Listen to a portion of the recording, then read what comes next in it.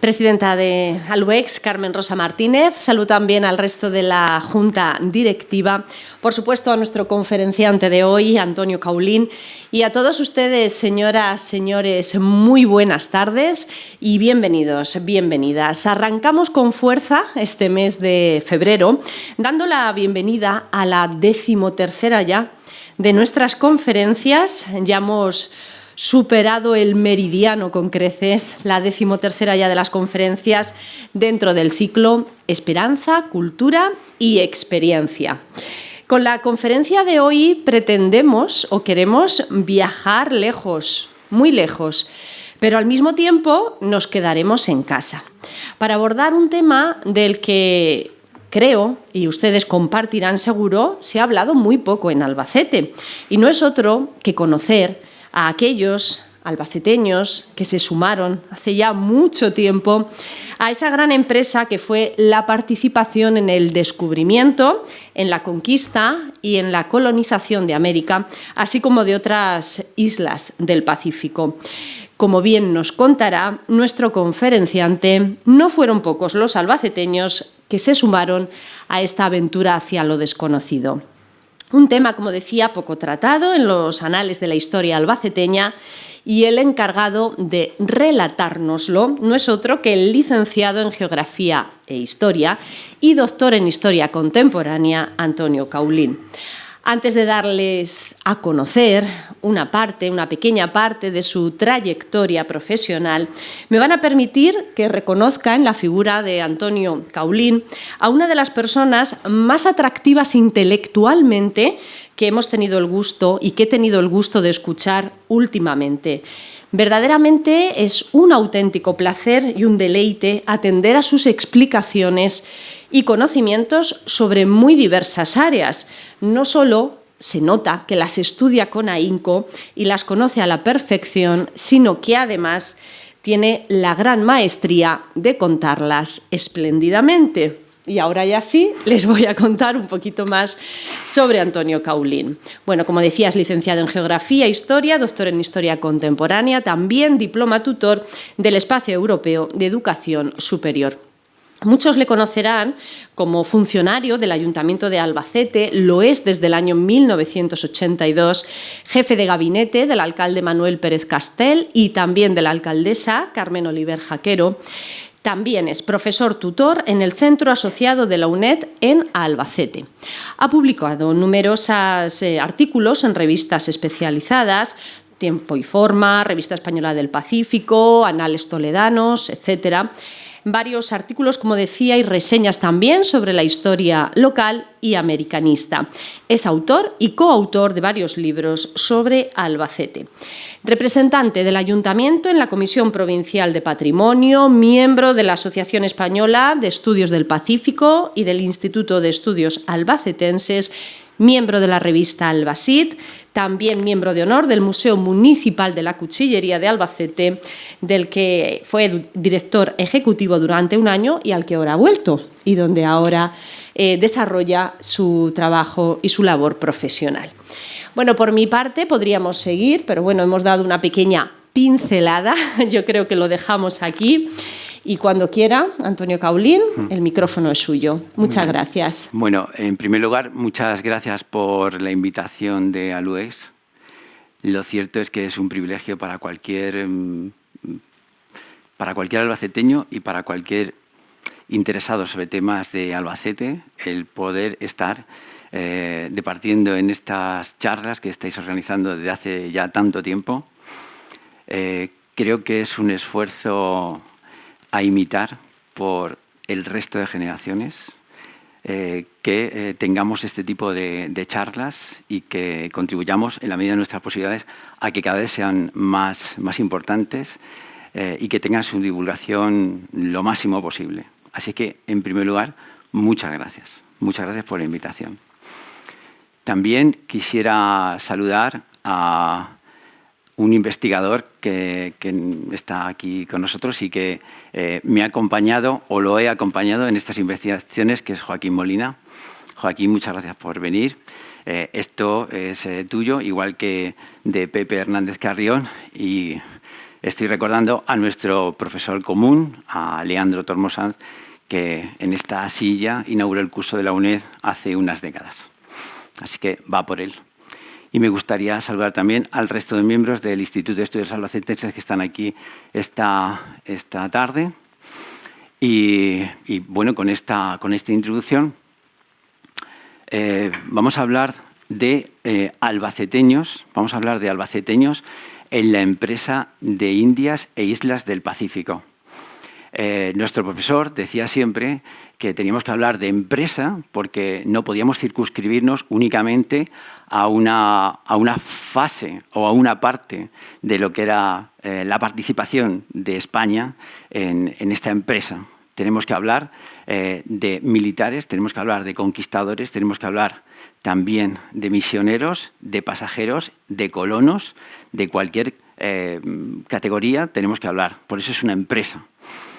Es una empresa y además lo tenemos que tener en cuenta respecto de lo que es una participación lo más extensa posible a lo largo de los distintos siglos. ¿Vale? Entonces, bueno, pues esta es... en el año 92 hubo una gran profusión de investigaciones este fue nuestro libro, nuestra investigación, pero también hubo investigaciones en otros lugares de Castilla-La Mancha o del resto de España. Organizamos distintas conferencias y nos visitó en el año 92 Leandro Tormosanz. Él quería que hubiera una escuela de americanistas porque había suficientes investigaciones para abordar esto. Lo cierto es que esta investigación la he retomado por la invitación de Aluex, pero claro, yo la tenía relegada con otras investigaciones sobre cuchillería o sobre el depósito del agua ya desde hacía ya algún tiempo, así que la he tenido que retomar. ¿Qué es lo que vamos a ver esta tarde? Bien, pues lo que vamos a ver es qué investigaciones y estudios, en qué investigaciones nos apoyamos, cuándo fueron los albaceteños, cuántos fueron, quiénes eran, por dónde transitaban, por dónde hacían sus travesías hasta llegar, de dónde procedían y qué destinos tenían. Y luego, por último, vamos a abrir un debate sobre por qué se fueron. Este es el planteamiento inicial. Bien, en primer lugar, tenemos que dejar claro qué es eso de la provincia, porque la provincia se crea en 1833, 34 si no recuerdo mal. La provincia se crea y coge los territorios de distintas organizaciones territoriales históricas diferentes. El marquesado de Villena, el señorío de Jorquera, los distintos señoríos, etc. Todo esto iba cambiando la configuración territorial conforme iban transitando los siglos. También las diócesis eclesiásticas eran distintas. Ahora es solo una, pero en distintas épocas pertenecíamos a Toledo, pertenecíamos a Cartagena, etc. Entonces, lo que hicimos fue coger la configuración de la actual provincia de Albacete y plantarla en la evolución de las distintas configuraciones territoriales. Eso por un lado. Y por otro, también hemos tomado el nacimiento, el apellido. Cuando aparece Chinchilla podemos tener duda si es de natural de Chinchilla o vecino de Chinchilla, o es el apellido Chinchilla. Digo Chinchilla por decir algún pueblo, pero en ocasiones pues, hemos tenido dificultades para comprobarlo y vamos a ver algunos ejemplos. ¿En qué estudios nos hemos basado? Nos hemos basado sobre todo para el siglo XVI. Nos hemos basado en este catálogo de pasajeros a Indias, que son unas investigaciones sobre fuentes primarias. Nosotros no hicimos la investigación sobre estas hojas de inscripción, que, si les parece, pues la pueden ir pasando y la pueden ir viendo. Y este libro, donde están marcados... donde aparecen varios albaceteños. Lo pueden ir pasando y viendo. Nosotros lo que hicimos fue una investigación sobre las fuentes secundarias.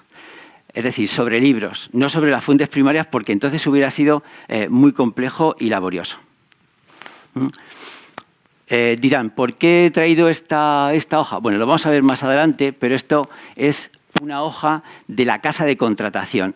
Cada persona que iba al Nuevo Mundo tenía que registrarse, tenía que ir a la casa de contratación, allí dejar su nombre, sus apellidos, de dónde procedía y hacia dónde iba. Y aquí podemos ver un ejemplo, por eso les dejo la hoja para que lo vean. Aquí podemos ver un ejemplo donde aparece la palabra Albacete. ¿La ven? Bien, más adelante lo vamos a ver con claridad qué es lo que pone. Pero de momento, únicamente que sepan que hay dos tipos de fuentes para hacer las investigaciones. Una sobre libros y otra sobre las fuentes primarias. Entonces trabajamos sobre libros. Utilizamos las fuentes generales, es decir, las fuentes bibliográficas generales. Hay investigaciones muy conocidas, como las que aparecen en la Revista de Indias, pero también otras muy conocidas son los catálogos de pasajeros. Son grandes tomos donde aparecen únicamente nombre, apellidos, el origen, a dónde vas, cuál es la embarcación y qué destino es el que has seleccionado para instalarte. Y luego también hemos utilizado fuentes secundarias de investigaciones donde los investigadores son americanos. Por ejemplo, la fuente Machain es un investigador argentino, este es un investigador, Peter Boyd Bullman es un investigador norteamericano, o Guillermo Lomán Villena, que es peruano, o José Luis Vargas, que hizo la investigación sobre Quito.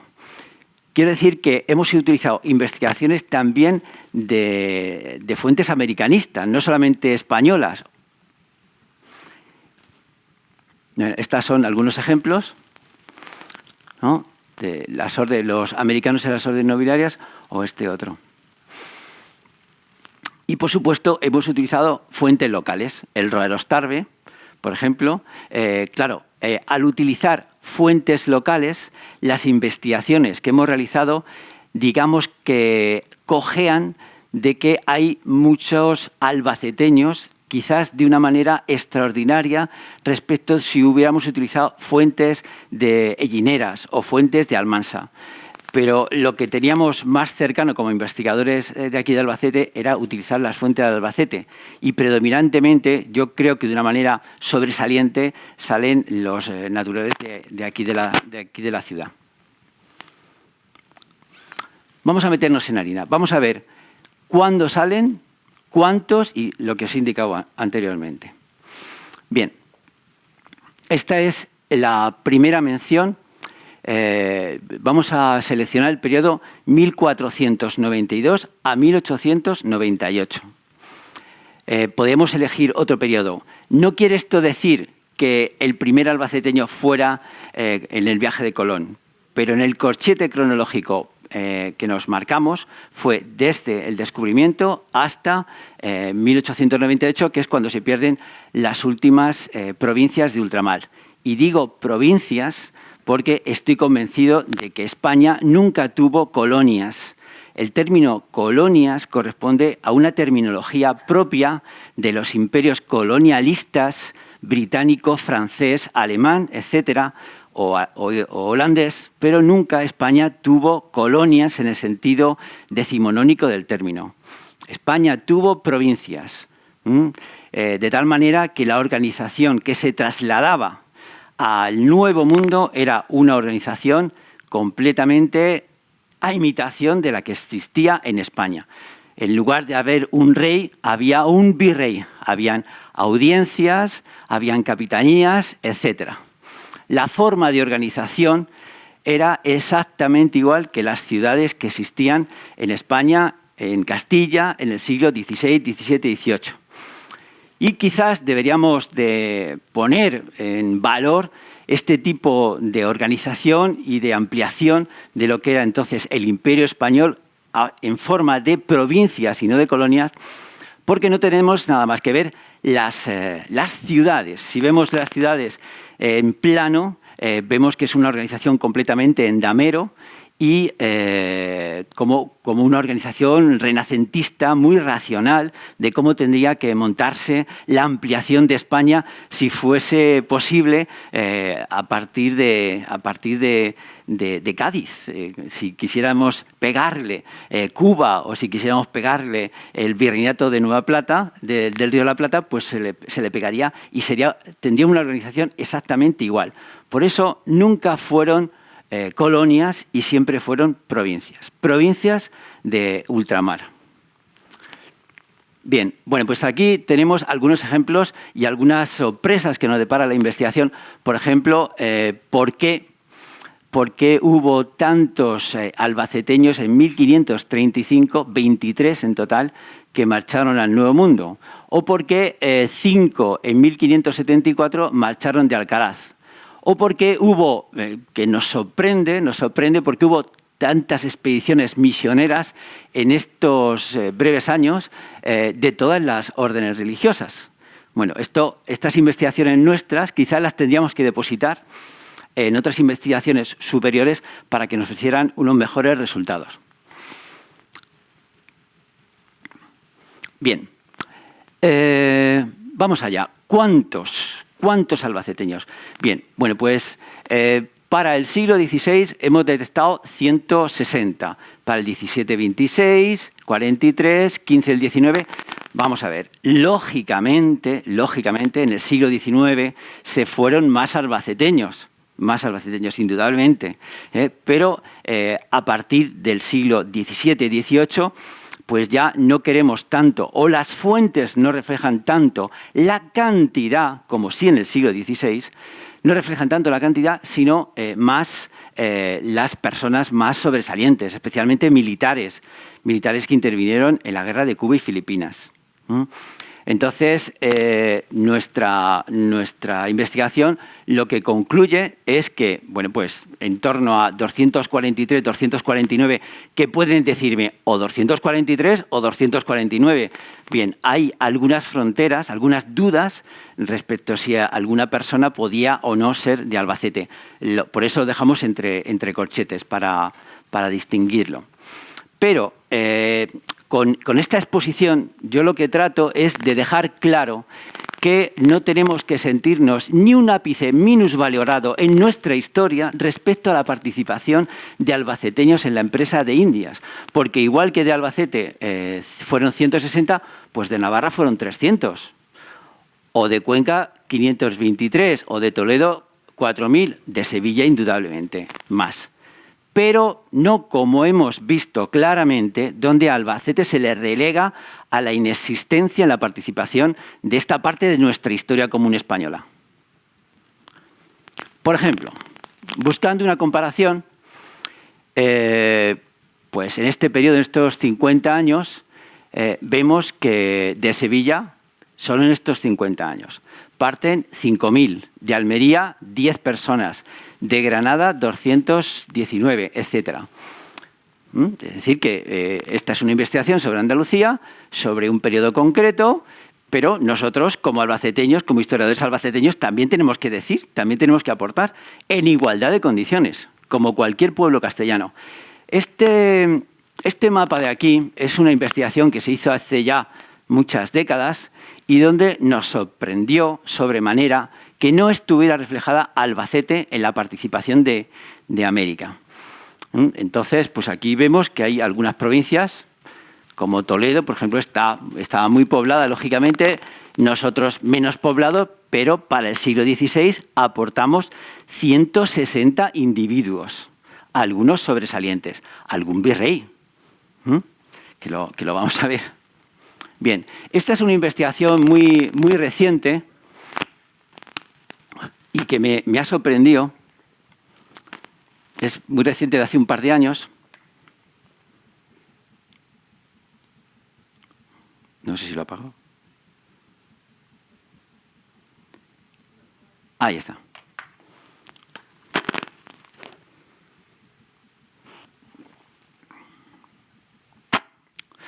Bien. ¿Dónde se refleja la participación de distintos, incluso de portugueses también? y donde sorprende que este 0,19% en la participación total seguimos en el siglo XVI. Es decir, aquí ya empezaron a tener resultado algunas de las investigaciones que se hicieron décadas atrás. Bien, ahora vamos a quiénes. Vamos a ver quiénes eran nuestros antecesores, nuestros antepasados que marcharon a América e islas del Pacífico. Aquí, entre nuestros antepasados, pues me tengo que morder la lengua si no digo que entre nuestros antepasados estaba un franciscano que se llamaba Fray Antonio Caulín, solo que Fray Antonio Caulín, que estuvo en Venezuela y que hizo historia coreográfica de Nueva Andalucía, pues no era albaceteño, era de Bujalance. Pero bueno, ahí está nuestro antepasado como cualquier otro albaceteño. Vamos a ver en primer lugar los pasajeros, vamos a ver después otro tipo de indicaciones, si eran militares, expedicionarios, funcionarios y por último los misioneros. Bien, vamos a ver si cogemos el conjunto de los albaceteños que partieron, ¿cuál sería el albaceteño tipo? ¿No? Si cogemos todos. Bien, pues daros cuenta que casi el 50% son pasajeros, es decir, personas que vendían absolutamente todo lo que tenían en pos de una aventura incierta y de un horizonte que desconocían por completo. Si nos situamos en cualquier población de nuestra provincia, en Alcaraz, en Ellín, en cualquier sitio, en Chinchilla, de una familia que quiere arriesgarse a hacer una trayectoria viajera hacia el Nuevo Mundo, siglo XVI, siglo XVII menos, siglo XVIII menos, pero si nos situamos en esa trayectoria, tenemos que meternos en su mente para pensar qué necesidad tendrían de dejar absolutamente todo, de vender absolutamente todo. No estamos hablando de las migraciones del siglo XX, estamos hablando de que han oído que existe un nuevo territorio y en lo más recóndito de nuestra provincia una familia decide vender absolutamente todo, dejarse todo y coger a la mujer y a los hijos o irse con los hermanos y marcharse a un territorio después de 2 meses de vagar por Andalucía y llegar a la espléndida y cosmopolita Sevilla y allí tener que comprar desde el pasaje hasta lo que tienen que comer durante los próximos 2 meses.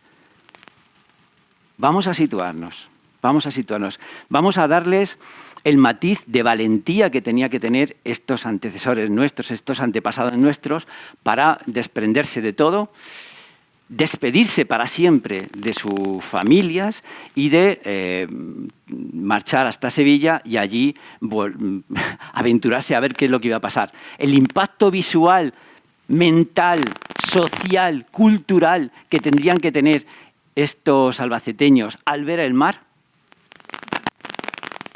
y al pensar, ¿me tengo que subir a eso que se está moviendo? Es decir, esto lo tenemos que decir nosotros, nuestros antepasados estuvieron ahí. Bien, bueno, pues más del 50% eran de estas personas. Eran personas que se aventuraron hacia lo desconocido. Un altísimo porcentaje, casi el 40%, eran misioneros. Ahora hablaré de los misioneros de manera detallada.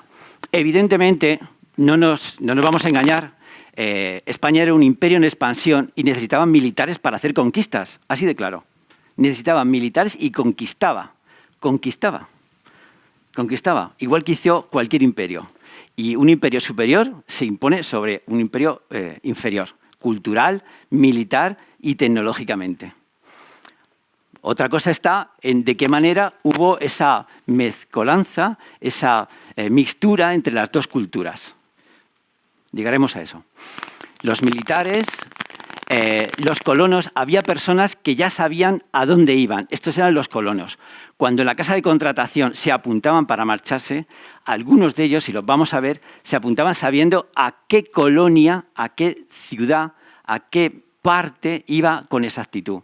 Esta colonización, no el colonialismo, esta colonización también se sabía, y hay a veces algunos que se apuntan sabiendo que van a Cartagena de Indias porque es una ciudad que está recién fundada. Y lo que he hecho ha sido coger los misioneros, coger el 38%, y lo he desgajado por participación jesuitas, dominicos, agustinos, y la mayoría eran franciscanos. Los franciscanos eran quizás la orden más, los albaceteños franciscanos, especialmente de los conventos de Alcaraz y de Albacete, con permiso de Vicente Carrión, que antes lo he saludado, y es el que podría ilustrarnos más sobre esto. Bueno, eran franciscanos, y aquí tenéis, he querido poner una imagen del convento franciscano de Alcaraz. Es decir, la mayoría eran franciscanos los que participaron, aunque fueron de todas las órdenes. Bien, y esta es la hoja de contratación. Esta es la hoja que habéis estado viendo.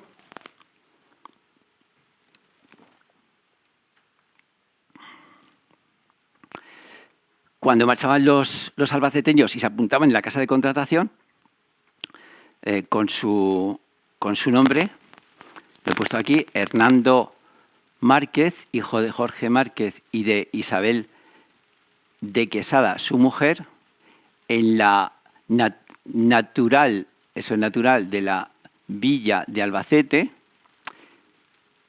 en la nao de Giacome, se despachó para Nueva España en la nao de Giacome Domingo. Aquí está, Giacome Domingo. Y 1555. Y aquí otro poblador distinto. Esta era donde Hernando Márquez llegó y se apuntó que iba, porque había que decir también en qué barco te marchabas y con qué expedición. Bien, aquí lo que sorprende, ya estamos empezando a hablar de nombres ya. Lo que sorprende en esta primera expedición es que marcharan tantos del mismo pueblo. Vemos aquí que hay dos hermanos, pero también en 1513 marcha una mujer, porque lo que hablamos antes, ya hay participación de mujeres, hay más participación, ¿no? Lo que pasa es que iban como religiosas algunas, iban algunas como mujeres, como hermanas, como criadas, y las fuentes que hemos manejado, sobre todo las de misioneros, pues no registran misioneras, porque no hubo, pero sí religiosas, pero no las registran. Bien, entonces sorprende que hubiera esta expedición conjunta tan grande y que partiera el mismo año. Yo creo que pensamos que se avisaban unos a otros, igual que ocurre ahora. Es decir, me ha ido bien, podéis venir, con alguna vuelta de correo, con alguna indicación. Si regresas a Alcaraz, si regresas a Almansa, trasládale a mi familia, que estoy aquí bien establecido, podéis venir cuando queráis, etcétera, etcétera. Tal y conforme se hizo a finales del siglo XIX ya con carta o a principios del XX. ¿No, Adela? Se avisaban así, ¿no? Entonces, pues yo pienso que este ir del mismo pueblo en años con poca diferencia, pues quiero pensar que se avisaban unos a otros. Solamente que aquí hay Lope de Arenas de Alcaraz. También pensamos que si llegó a Yucatán, asistió afortunadamente a la fundación de Mérida en 1541, pero Mérida fue destruida por los propios indios unos años después, con lo cual sucumbiría. De hecho, Felipe III, quiero recordar, fue el que dijo que ya vamos a dejar la península de Yucatán porque no podemos con los indios. Son guerreros muy, muy feroces. Otro ejemplo más de pasajeros en distintas épocas y de distintos pueblos. Y aquí he querido remarcar esta expedición. Esta es la casa de contratación, más o menos un grabado de la época, y aquí nos sorprende que tantos en esta fecha pues se marcharan a Cartagena de Indias. Bueno, pues haciendo una investigación descubrimos que un par de años después, un par de años antes, se fundaba Cartagena de Indias. Entonces, si en 1533 se fundaba, se conocería y la gente querría ir. Querría ir porque, por traslación, daros cuenta que está fácil de llegar desde Cuba. Es una ciudad completamente que si no decimos que es Cartagena de Indias, puede ser cualquier ciudad andaluza. Nos recuerda la manera de construir, e incluso el propio color nos lo recuerda. Otra expedición, precisamente al año siguiente, es de tantos de Alcaraz. Es decir, que tenemos que pensar que los pasajeros, los albaceteños de un mismo pueblo, se organizaban para ir todos conjuntamente, lo cual parece bastante obvio. Y aquí he querido remarcar pues, que es distinto Diego Gómez. Es decir, que aunque sean los dos de Albacete, hemos comprobado que pertenecen a personas distintas. Bien, lo que hace Diego Gómez es que asiste a los enfrentamientos que hay entre las distintas facciones de los partidarios del rey de España. Los almaguistas se enfrentaron a Hernán Cortés. Quiero decir que cuando llegan se encuentran con una realidad que a veces no es la que se esperan. Con situaciones distintas, como la fundación de una ciudad y que a los pocos años sucumbe, o un enfrentamiento entre los propios españoles. Aquí todos eran del mismo pueblo, partieron el mismo año y todos iban a Nueva España. Daros cuenta de cómo era Nueva España entonces, desde Yucatán hasta prácticamente la frontera francesa-canadiense que se estaba pergeñando, toda California. Bueno, pues todos marchan y marchan con una mujer. He puesto dos familias, la familia Coca, la familia Morcillo de Alcaraz, pero también hay otras familias en otros pueblos, o que marchan hermanos, por ejemplo, aquí. Es decir, que la manera de organizarse era, lógicamente, en familias o con allegados. Y ahora vamos a centrarnos en lo que son los expedicionarios. Los expedicionarios son los que participaban en expediciones militares. Y aquí tenemos una de ellas, que es el primer albaceteño que conocemos que llega al Nuevo Mundo, es Ruy García de Alcaraz, y que marcha a Santo Domingo, o Marcos Raval, que marcha a Veragua. Veragua era un territorio un poco más pequeño de lo que está aquí marcado, que era una encomienda de Cristóbal Colón y de sus descendientes, y donde tenían las primeras reducciones de indios.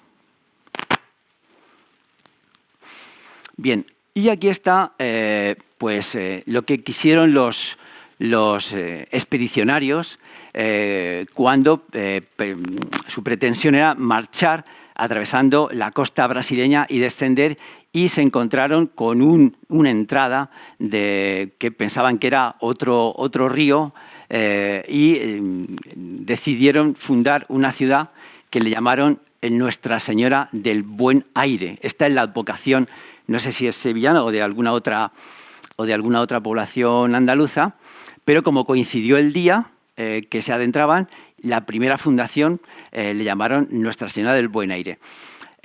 Los albaceteños participaron tanto en la primera expedición que conformó los inicios de luego Buenos Aires en 1535, como cuando participaron casi 50 años después para la refundación, porque fue una colonización que terminó sucumbiendo y hubo que fundarla de nuevo. Los albaceteños participaron tanto en una como en la otra. Esta expedición de 1.300 personas, nos tenemos que situar. Varios barcos, es una expedición fundadora para crear nuevas ciudades, que marcha a Canarias, que desciende por la parte portuguesa hasta que llega a esta entrada del río. Y bueno, pues es una expedición muy numerosa, de familias, 1.300 personas. Bien, y aquí este investigador, Carlos J. Larraín, estudió los compañeros de Valdivia, 150 estudió Valdivia. Como sabéis, descendía por Chile, iba haciendo fundaciones de ciudades, y este investigador chileno lo que hizo fue tratar de averiguar el origen de estos 150 personas que le acompañaban. Bueno, pues entre estas 150 personas había un albaceteño, Alonso de Chinchilla, y también había, por lo que decía antes de los nombres y de los apellidos, había otro Chinchilla que sin embargo era de Medina del Campo. Aquí lo tenéis. Bien. Francisco de Toledo. Francisco de Toledo fue el virrey legislador. Se le estudia porque era una persona metódica que estudiaba la legislación y la aplicaba de una manera muy inteligente y muy pragmática. Bueno, pues a Francisco de Toledo le acompañaba un albaceteño como secretario, Francisco Manrique de Vara, que llegó a ser,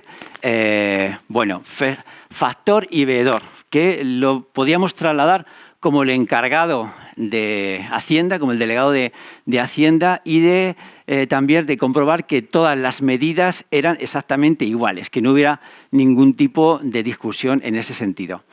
Bueno, pues a Francisco Manrique de Vara, que era de Villapalacios, le acompañaba un criado, Diego de Quesada, que me he tomado la molestia de calcular, porque a veces también se da, que los albaceteños se hacen acompañar de un criado que está cerca de una población suya o de su propia población.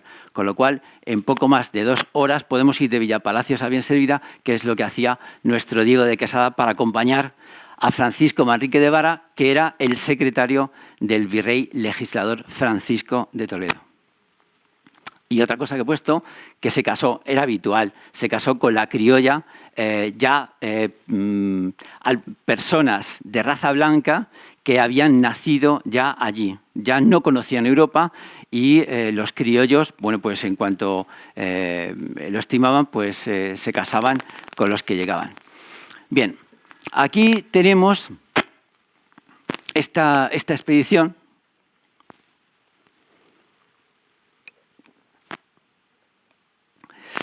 que es la expedición de Gonzalo Ronquillo de Peñalosa, de 600 hombres y mujeres. Eran familias y que nos tenemos que situar igual en la gran aventura que tuvieron que recorrer parte de los albaceteños que participaron, Francisco de Alarcón, porque partieron de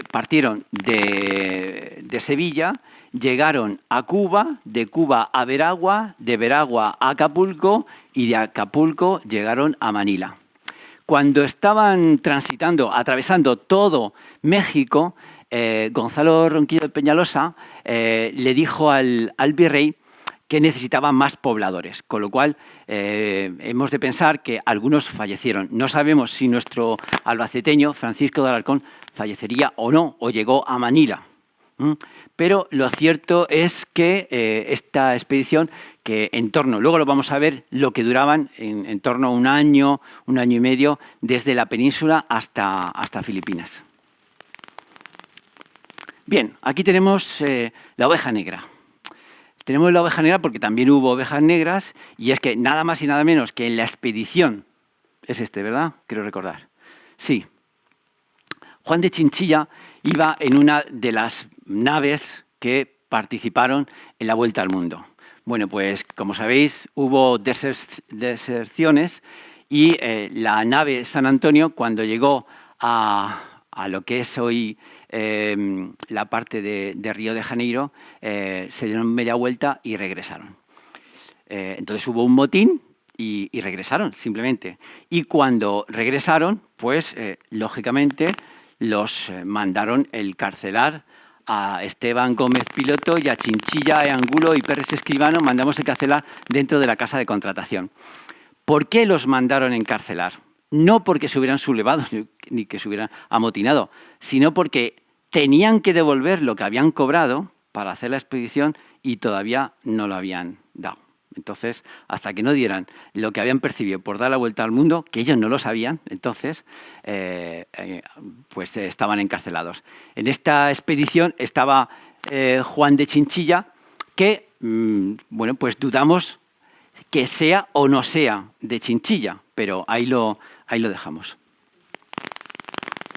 Bien, y junto con este Juan de Chinchilla de la nao San Antonio, nos encontramos uno de Chinchilla, que no sabemos cuándo parte de Chinchilla, pero que sí sabemos que es al menos de Valdepeñas, y sin embargo su apellido es Chinchilla, que era un vecino de la ciudad de Tunja. Hay una investigación sobre los pobladores de Tunja, donde aparecen todos sus orígenes, y uno de ellos era este Juan de Chinchilla, que recibía a su hijo natural de Valdepeñas.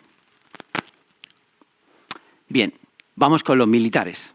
Vamos a nombrar algunos, como por ejemplo Pedro Hurtado de Mendoza, Leonel Cervantes de Lara, que ahora vamos a ver lo que significa esta figura, Francisco Ramos y Bascuñana, el cabo Olivares Conejero, famosísimo, de los últimos de Filipinas, o el ministro de la Guerra, Manuel Casola Fernández, entre otros.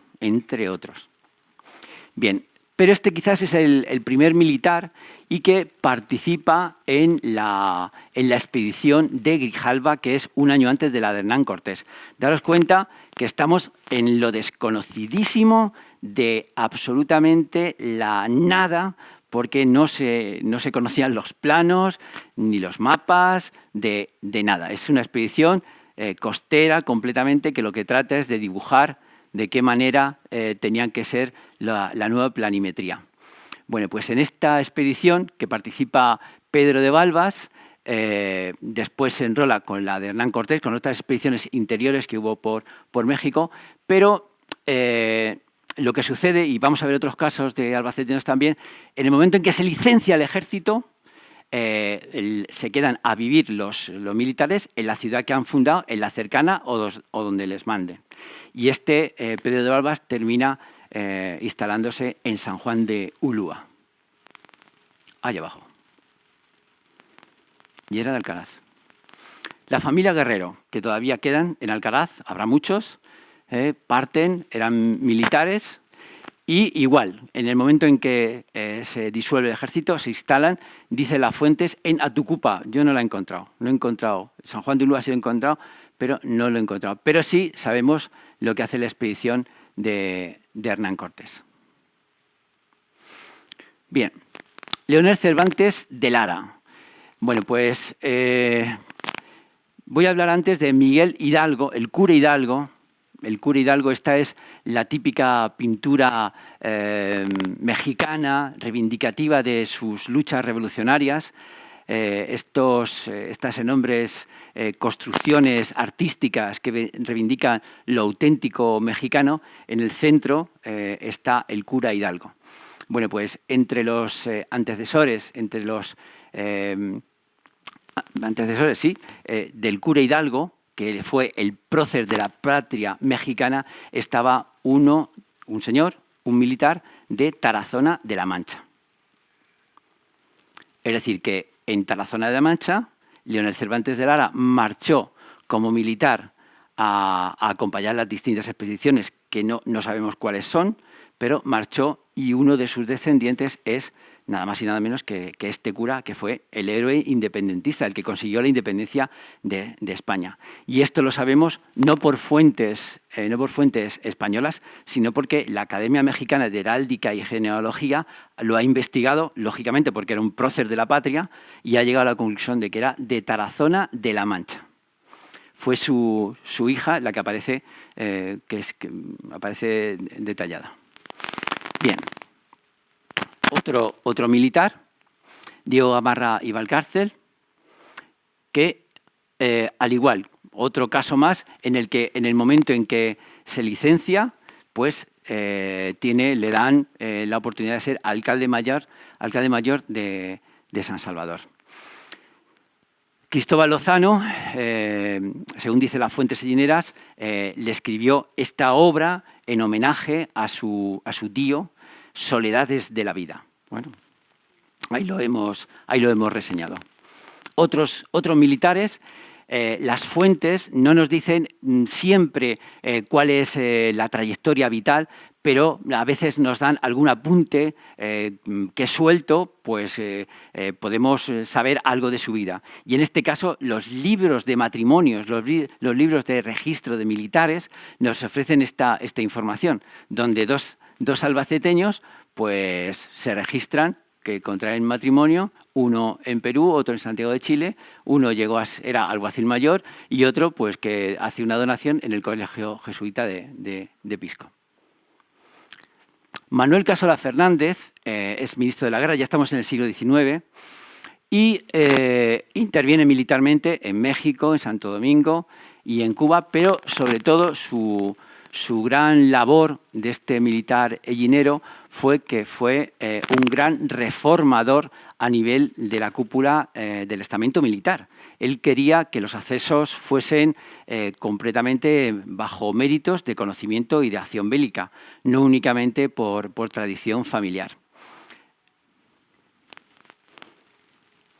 Y Francisco Ramos y Bascuñana, este militar también hellinero, que al final terminó su vida en Cartagena, en la Sociedad Económica de Amigos del País, era ingeniero y llegó a Filipinas simplemente para, como ingeniero, hacer los caminos de la isla de Mindanao. Mindanao está al sur de Filipinas. Solo que se encontró con una circunstancia que fue la Algarada de Cavite, que fue una premonición de luego la independencia. En 1872 se estaban ya adelantando lo que podía dar lugar a una independencia y este militar hellinero participó al igual que una expedición en Joló. Joló es esta parte de acá y este es Mindanao. Francisco Ramos y Bascuñana. El cabo José Olivares Conejero, que es famosísimo porque es uno de los militares que participan en los héroes de Valer. Valer era un pueblo con su iglesia y en esta iglesia, durante un año después de terminar las hostilidades entre Filipinas y España, estuvieron resistiendo heroicamente bajo su creencia, entendiendo que no había terminado la guerra, y uno de ellos fue este cabo que llegó, que era de Caudete. Ahora Valer pues rinde homenaje, los dos ejércitos se unen, se saludan, en una acción bueno, de hermandad entre las dos naciones y de reconocimiento a la valía de estos 32 militares. Bien, y ahora vamos a ver algunos funcionarios. Tengo pocas referencias sobre José Cano Manuel y Chacón, que fue presidente de la Audiencia en Cuba, en dos de sus poblaciones. Y aparte de los funcionarios que más o menos pudieran ir, sí reseñar los criados que siempre acompañaban expediciones, como por ejemplo estas de los misioneros, o esta otra al Nuevo Reino de Granada. Y nos vamos ya con los religiosos.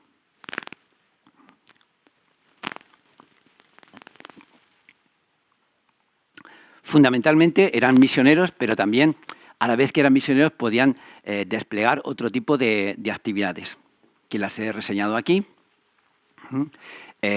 Tenemos que darle la importancia suficiente, porque pese a la distancia, que un misionero llegara a ser presidente de un convento o procurador de la provincia son cargos de muchísima responsabilidad. O rector de un seminario eran cargos importantes, no eran solo seminarios, no eran solo misioneros. He querido hacer una trayectoria por edad y a veces hemos detectado en las fuentes que toman el hábito en esta fecha tan temprana, 13 años, aunque lo normal era entre 16 y 18. Hay algunos casos, como Fray Blas Hidalgo, que lo toma a los 36. estaban muy bien formados. Algunos salían de la península sabiendo misionar en la lengua a la cual estaban destinados. Tenían una formación muy exhaustiva. Llegaban muy jóvenes, lo normal era esta, aunque hay algunos casos, por ejemplo, como Francisco Pascual de la Concepción con 37 o otro más con 44.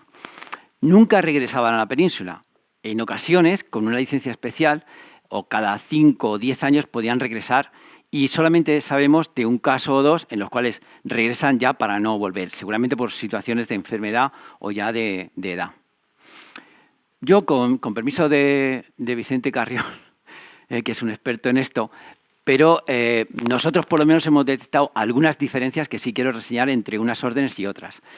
Los franciscanos eran los que primero llegaban. Nuestra sensación es que eran los más arriesgados, los que entraban sin ninguna protección militar ni nada. Mientras que los dominicos se iban cuando ya estaban asentadas las ciudades, iban a participar más en la organización de la administración española.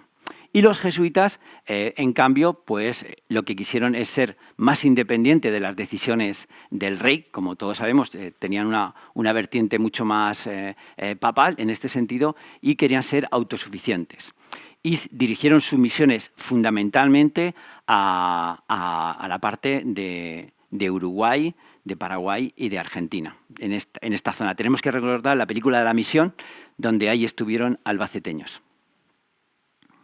Otra cosa es que los franciscanos, por ejemplo, o también lo podía poner los agustinos, están muy bien documentados y dejan testimonio. Y otras órdenes, pues a lo mejor no lo dejan con tanta claridad. ¿Cuándo llegan los religiosos? Si lo vemos, llegan en una época muy temprana, pero sobre todo cuando tenemos más respecto de los albaceteños es en el siglo XVIII, XVII y XVIII, y fundamentalmente porque nosotros llegó un momento en que estábamos investigando Filipinas con mayor profusión respecto de otras áreas geográficas.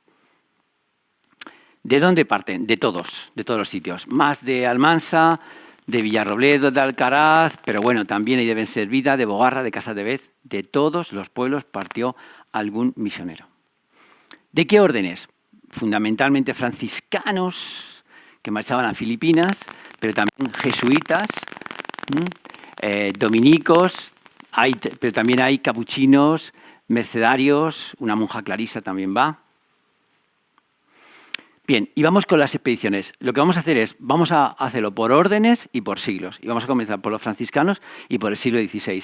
Y lo que sorprende es que haya una expedición conjunta entre los dos monasterios en 1580.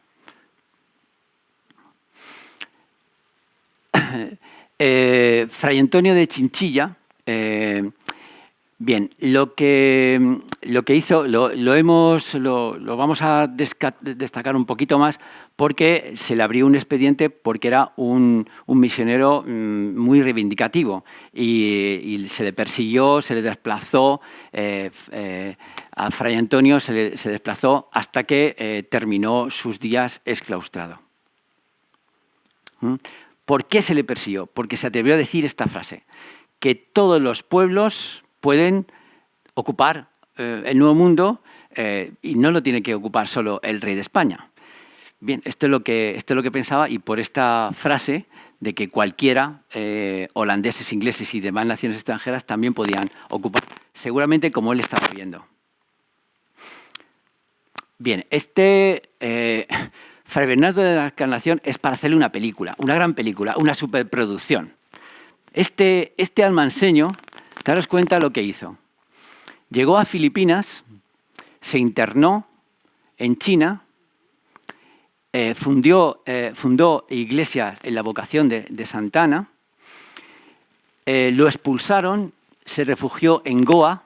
Goa era una misión portuguesa jesuita, es decir, estaría seguramente muy europeizada, aquí estaría seguro, pero como era bastante terco, pues quiso regresar a China, lo volvieron a expulsar a Vietnam y aquí, estando en Vietnam, en lo que es ahora Vietnam, escribió Estado y Progreso de las Misiones de Santun.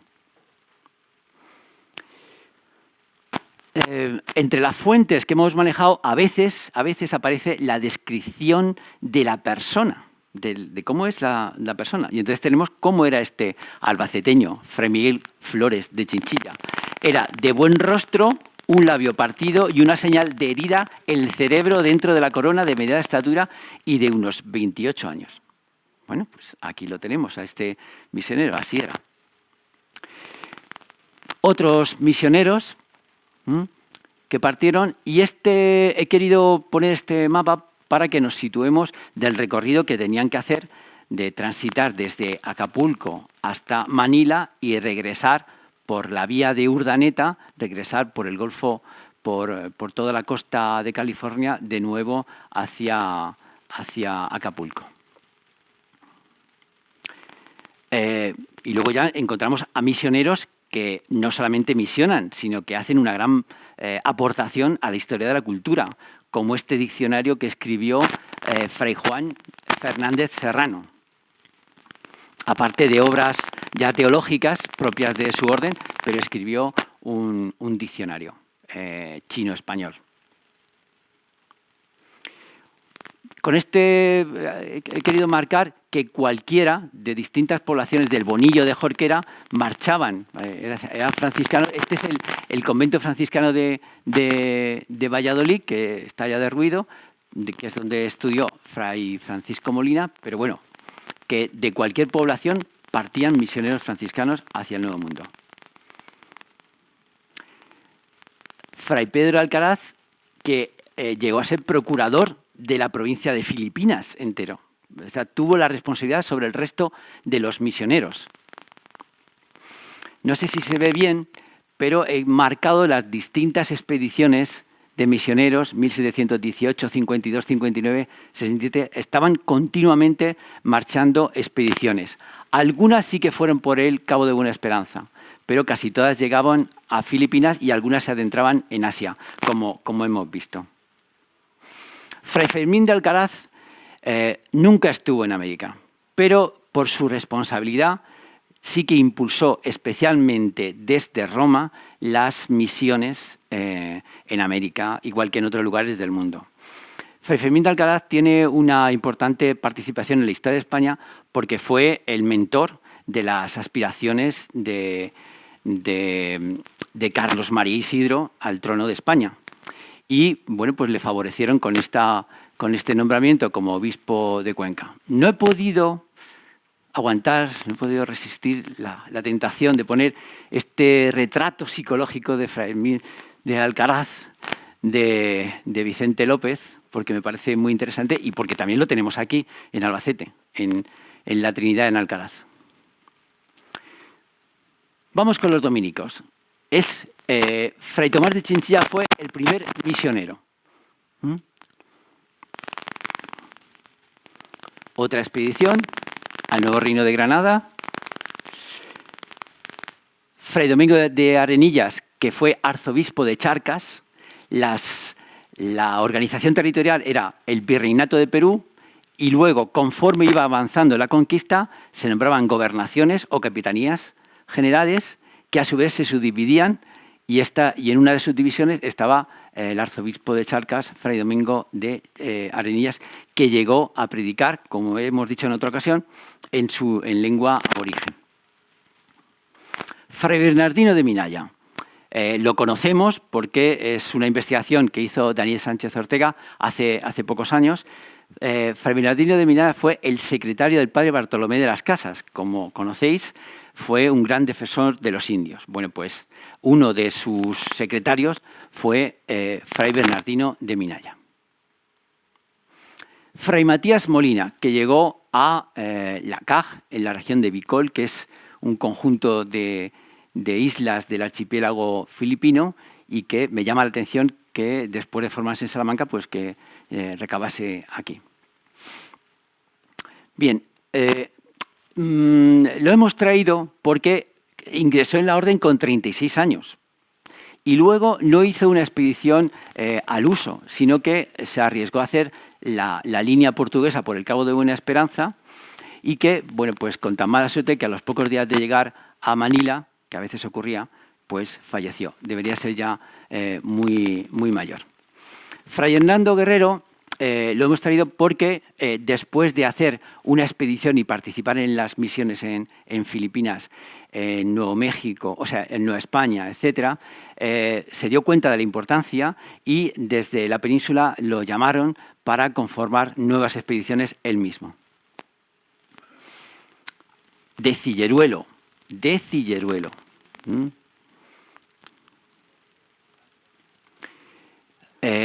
Este del Bonillo falleció antes de salir y luego un caso curioso, y es que el padre Juan de San Guillermo de Casas Ibáñez se formó en Barcelona. Bueno, el padre Antonio Rubio es para hacerle otra película también, porque era un sabio que participó en las misiones, pero cuando llegó a Nueva España se dedicó a enseñar qué era lo que le gustaba y a traducir a Aristóteles y a investigar sobre Aristóteles, y toda su corpus documental de investigación tuvo tanta trascendencia que incluso sus libros de texto universitario se llegaron a enseñar en Colonia. El padre Alonso Pacheco, que era un jesuita que trabajaba para el gobierno portugués y que participó en las misiones en Goa y que hizo una investigación sobre cómo debería ser la ampliación del establecimiento jesuita en toda la península indostánica. Lo que ocurre es que fue asesinado después de hacer este gran informe sobre el estado de las misiones. El padre Juan Martínez Rubio llegó a ser también profesor y tiene una historia muy interesante, porque después de transitar por toda América e incluso de regresar a Madrid y a Roma, donde se le llamó, él quiso, sin embargo, regresar a donde había participado en la fundación del seminario de Tunja, que es donde falleció. No sé cómo vamos de hora. ¿Vamos bien? Bien, 15 minutos, muy bien. ¿Por qué tanto color aquí? Porque quería reseñar primero que de los jesuitas están de todas las poblaciones, que de los jesuitas especialmente llegan a Paraguay y que de los jesuitas había una cosa que detectábamos en la fuente, y es que regresaban a Europa, a España, especialmente a Italia. Y es por la expulsión que se realiza por Carlos III en 1766. Todos tienen que regresar de una manera apresurada.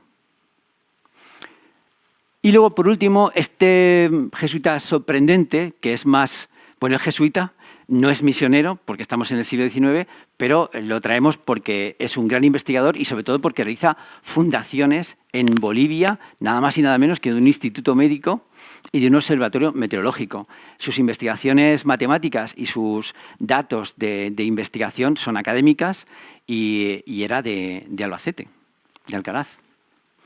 El padre Jerónimo Núñez lo traemos porque, aparte de su trayectoria y que regresa en uno de los tantísimos naufragios que había, pero que pocos conocemos, es que por otras fuentes que he traído aquí, que no lo veis, pero por otras fuentes sabemos que participó en las reducciones al estilo de la película La Misión, y en este relato lo podemos ver. Esta es una investigación abierta que simplemente por este libro publicado en México, pues nos aparece que este tal Pedro Fajardo, jesuita o franciscano, de Albacete partió a México en 1880. No tenemos nada más que ese dato. Es decir, es una investigación que puede abrirla cualquiera en cualquier momento y que solamente conocemos ese dato. Cambiamos de orden, nos vamos a los trinitarios y el conocidísimo el virrey Morcillo. El virrey Morcillo, que participó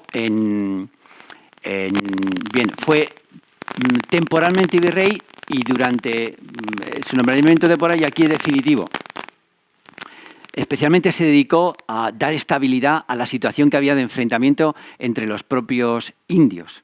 Y contamos con un dato ya, es decir, vamos a conocer personalmente al virrey, aquí está, porque este lienzo que está en el Museo de América, pues nos descubre de qué manera entra Diego Morcillo de Auñón, el natural de Villarrobledo, cómo entra a tomar posesión de sus responsabilidades virreinales. ¿Por qué rutas iban?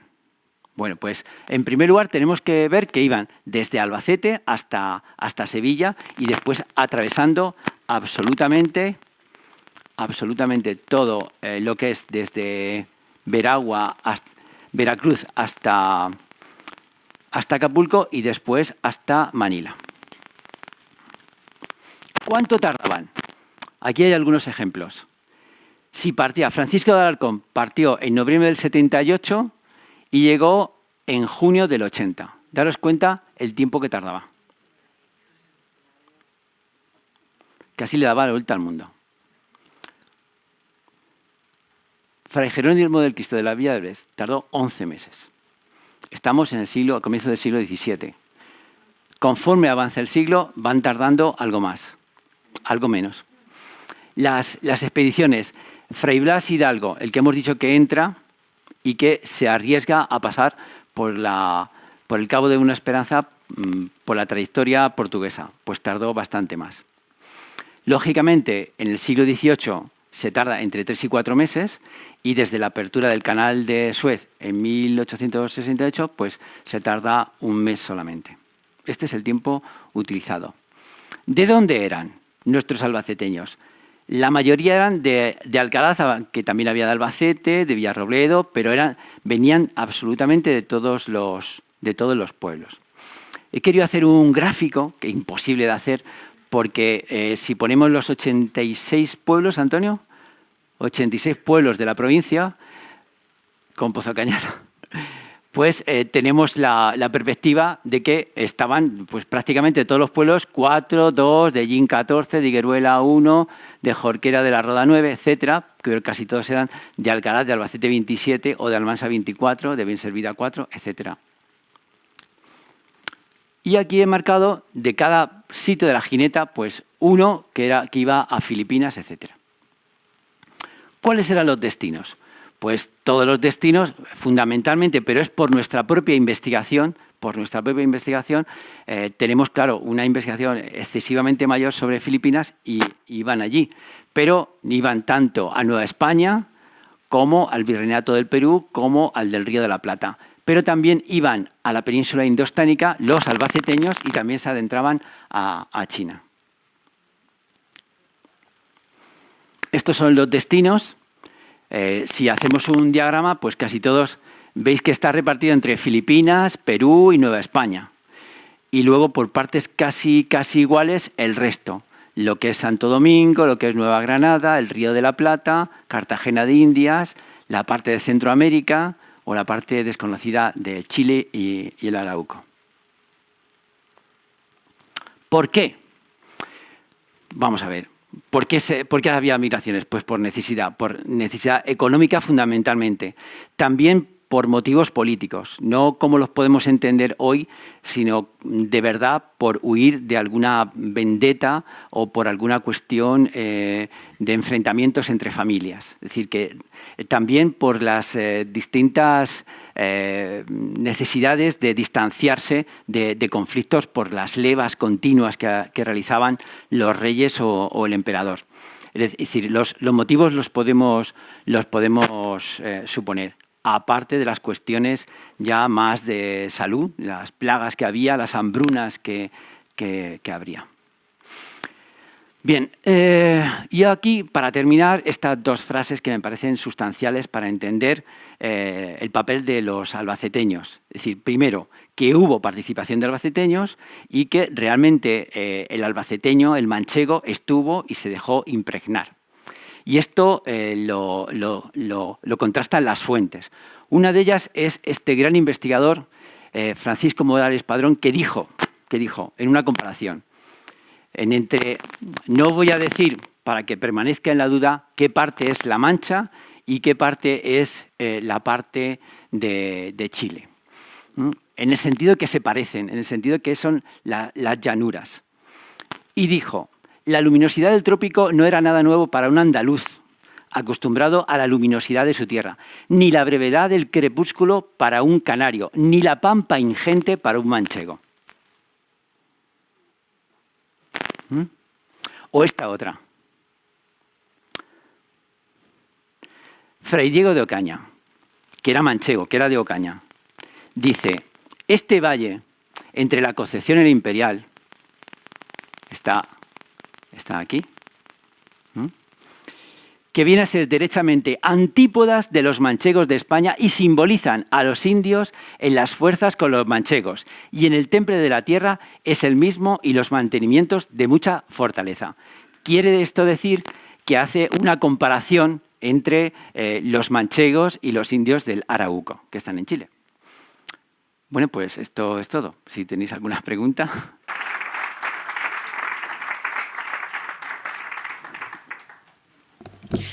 Muchísimas gracias, Antonio Caulín. Enhorabuena por esta investigación, por este exhaustivo trabajo, bueno, con todos esos gráficos, esa información y ese detalle. Enhorabuena por este trabajo. Al resto de investigadores también, por supuesto, Instituto de Estudios Albacetenses y demás. Bueno, tenemos poquito tiempo, pero podemos atender alguna cuestión, alguna pregunta. Así que quien lo desee, que levante la mano. Y puede, si se levanta mejor, así le escuchamos un poquitín mejor y puede formular la pregunta. En primer lugar, quisiera felicitar al ponente por su trabajo y exposición, porque ha sido tremendamente enriquecedor. Y mi pregunta es algo muy concreto, porque en un momento determinado he querido escuchar que uno de los misioneros tenía la procedencia de Bogarra. Como a veces nos equivocamos con Bogarra Tobarra, yo quisiera que me lo concretara si es de Bogarra, y si es así, si no ha sido un error mío, pues que me dijera dónde puedo acudir para recabar más información sobre ese personaje. Porque yo soy de Bogarra, claro, obviamente. Muchas gracias. Sí, por no ocupar el espacio de otras preguntas, estoy casi seguro que es de Bogarra. Y cuando termine, pues me acerco y te digo el nombre, de dónde obtuvimos los datos y confírmate la fuente que utilizamos. ¿Te parece? Con el nombre concreto. Gracias, sí. ¿Sobre Fray Bernardino de Minaya hay alguna constatación de que fuese realmente de Minaya? Hay una investigación muy exhaustiva de Daniel Sánchez Ortega. He leído, pero no hay ningún dato que aporten a que diga que realmente en una partida de nacimiento no hay nada, o sea, simplemente que pone que es de Minaya. Bueno, que es de Minaya, se llama Fray Bernardino de Minaya. Sí. Pero no sé si eso es suficiente como para darlo como albaceteño. Sí, es suficiente. Indudablemente, Fray Bernardino de Minaya era de Minaya. No nos cabe la menor duda. Está la investigación de Daniel Sánchez Ortega y también la cuestión de si fuera otro pueblo, si fuera Chinchilla, si fuera Almansa, si fuera incluso Villarroledo, podríamos tener alguna duda. Pero con Fray Bernardino no tenemos ninguna duda de que fuese de allí. Gracias. ¿Alguna pregunta más? Sí. Quería preguntarle, cuando se registran en la casa de contratación, pues ¿pueden elegir ellos el lugar a donde van? ¿O simplemente se lo asignan y...? Buena pregunta. Sí. La casa de contratación tenía un sistema de asignación no declarado. Y me explico. Es decir, la casa de contratación dirigida desde el gobierno central, vamos a llamarle, dirigía a los colonos a los sitios que le interesaba. Y a veces cuando tenía duda ponía simplemente a Indias o a Cuba. Es decir, que cuando en la casa de contratación aparece que va a Indias, es que se va a Indias en general, sin que sabemos dónde. y en casos muy concretos podía tener alguna designación específica. Lo que hacía la casa de contratación era, al principio, permitir colonizaciones, es decir, abría mucho la manga y no preguntaba apenas datos ni especificaba nada, porque quería, igual que hacen los países hoy en día, es decir, países que quieren recibir emigración, pues, o por ejemplo Estados Unidos, en un momento dado no pregunta nada y en la isla de Ellis pues, va registrando, le va cambiando el nombre y los va asignando, etc. La casa de contratación actuaba exactamente igual. Quería que hubiese pobladores en el Nuevo Mundo y entraban. No registraban absolutamente o pocos datos. Y conforme avanza el tiempo, cada vez va restringiendo más, pregunta más datos, va separando algunas personas que no le interesaba, los que provenían de otras coronas de Aragón o tenían alguna antecedentes que no entendiese la casa de contratación, que fueran nobles en aquella época, y los iba desdeñando y los iba asignando a los lugares que entendía. Por eso la expedición de 1535 es tan sospechosa de que llegasen todos los albaceteños, o tantos albaceteños, 23, y que todos fuesen a Cartagena de Indias. Y es porque 2 años antes teníamos una nueva fundación que había que poblar.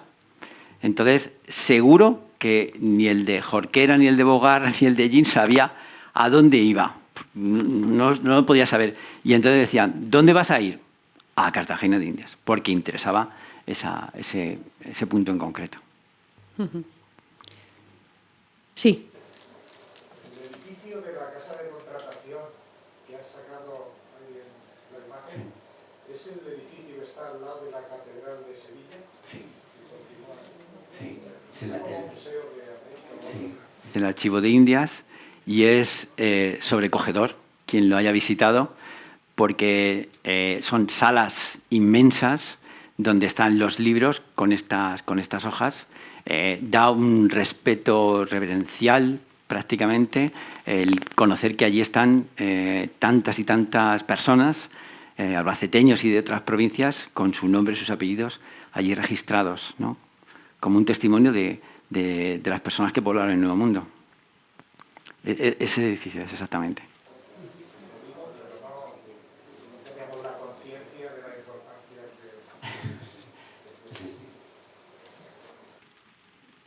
que... ¿Alguna cuestión más? ¿No?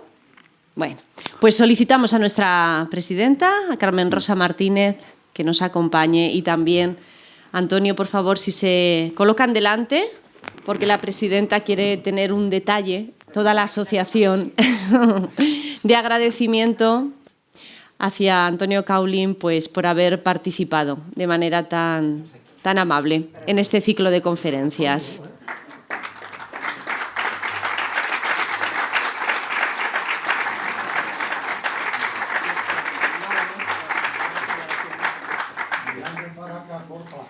Y mientras tanto les recuerdo que la próxima semana seguimos con este ciclo, y además nos vamos a ir aún más lejos que hoy, porque vamos a llegar ni más ni menos que a Marte.